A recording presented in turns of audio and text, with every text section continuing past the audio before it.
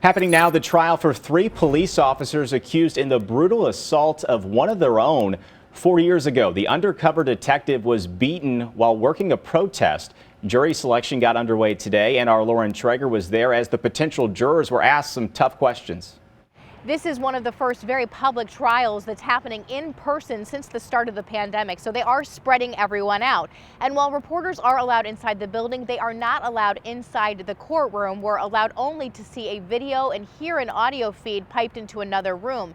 For part of the day, though, that audio was intentionally turned off as they questioned jurors about what they said was some private information, so we weren't able to hear everything that was being said. This case is a serious federal crime against 3 St. Louis police officers who were working protests back in 2017. They're accused of severely beating up a black undercover detective who they reportedly mistook for a protester. In order to determine if they could be fair and impartial, today, potential jurors were asked about whether they had their own negative interactions with police. They were also asked if they had attended any protests in the last 8 years, or if they had strong opinions about the Black Lives Matter, defund the police, or the Blue Lives Matter movements.